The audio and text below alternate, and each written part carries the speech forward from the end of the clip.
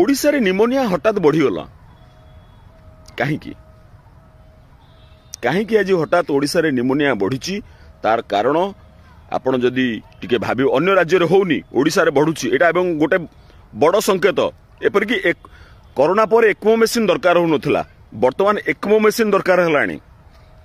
फुसफुसटा आम निश्वास प्रश्वास गोटे बहुत सूक्ष्म जिनस थरे आज्ञा बंद हो गला सरीगला तेणु ओडिशा को वर्तमान जो फुसफुस रोगटी व्यापी तार गोटे बड़ कारण आपण देखिए ता बड़ कारण हला बाली हाइवा जो धूली करुछि गाँ गहली रे एते प्रदूषण नथिला गाँ गहली तो हमर सब शांत थिला गाँ गहली सबुठ शांत थिला वर्तमान गाँ गहली रे हाईएस्ट प्रदूषण करुछि राति दिन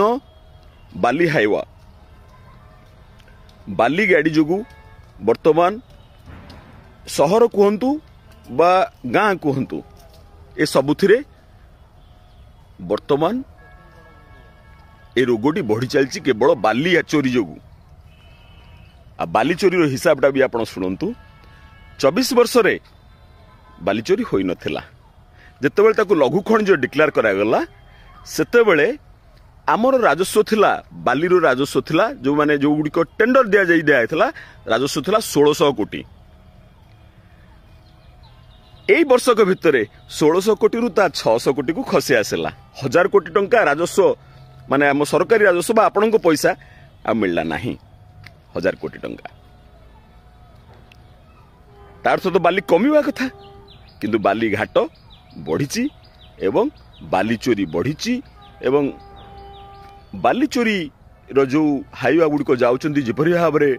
प्रदूषण करुचंती ता द्वारा निमोनिया बढ़ी फुसफुस रोग वर्तमान बढ़ी चली तेणु सरकार बाली चोरी की प्रथमे रोकवा पड़ो ता द्वारा सरकार राजस्व बढ़ो एवं लोक जो निमोनिया रोग रे आक्रांत होई फुसफुस रोग रे आक्रांत होई जीवन जाउची ता मध्य आउ हब नाही एथिरु आपण माने सरकार को ऊपर आपण माने चाप पकेबे रहिली धन्यवाद प्रणाम।